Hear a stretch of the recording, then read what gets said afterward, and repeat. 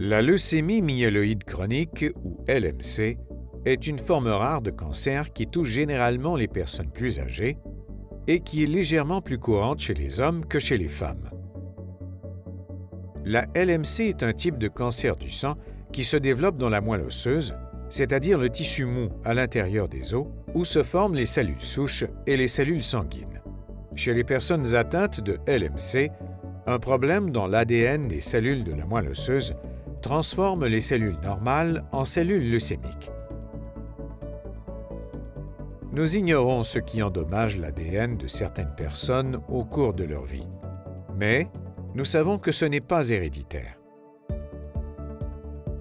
L'ADN est le matériel qui contient toute l'information sur notre apparence et le fonctionnement de notre corps.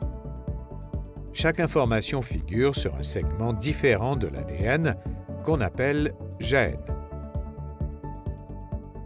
Les gènes indiquent à une cellule comment fabriquer une protéine spécifique que la cellule utilise pour croître et survivre. L'ADN est organisé en filaments étroitement enroulés, appelés chromosomes, qui contiennent des milliers de gènes. Nous avons 23 paires de chromosomes, lesquels diffèrent tous par leur longueur, leur forme, ainsi que le nombre et le type de gènes qu'ils portent.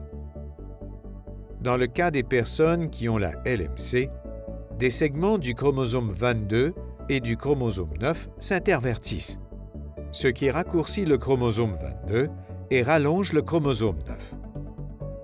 Cet échange de segments de chromosomes s'appelle une translocation. Le chromosome 22 modifié, qui contient un nouveau gène appelé BCR-ABL, est connu sous le nom de chromosome Philadelphie. Presque toutes les personnes atteintes de LMC ont ce chromosome. Un très petit nombre de personnes souffrant de LMC ont le gène BCR-ABL, mais pas le chromosome Philadelphie. Nous ne savons pas pourquoi. Le gène BCR-ABL est un oncogène. Les oncogènes peuvent être activés de façon permanente alors qu'ils ne le devraient pas, ce qui risque de provoquer un cancer. Le gène BCR-ABL produit une protéine de tyrosine kinase anormale qui signale aux cellules LMC de croître et de se multiplier. La découverte du chromosome Philadelphie et du gène BCR-ABL a démontré qu'un changement génétique pouvait causer le cancer, ce qui a ouvert la voie à un nouveau type de traitement.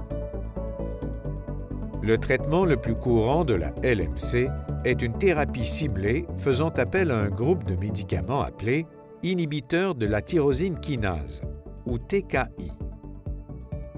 Ces médicaments ciblés attaquent directement les cellules cancéreuses sans endommager les cellules normales saines. Les avancées en recherche ont révolutionné le traitement de la LMC, transformant un cancer jadis mortel en une maladie traitable. De nouveaux essais cliniques continuent en outre d'alimenter l'espoir. Pour en apprendre davantage, adressez-vous à la Société de leucémie et lymphome du Canada. Il est important de savoir que vous serez mieux en mesure de gérer votre LMC et que vous aurez une meilleure qualité de vie si vous avez des contacts, si vous communiquez avec votre équipe de soins et si vous pouvez compter sur un réseau de soutien. Vous n'êtes pas seul. La Société de leucémie et lymphome du Canada est là pour vous aider à comprendre la LMC et à gérer votre expérience.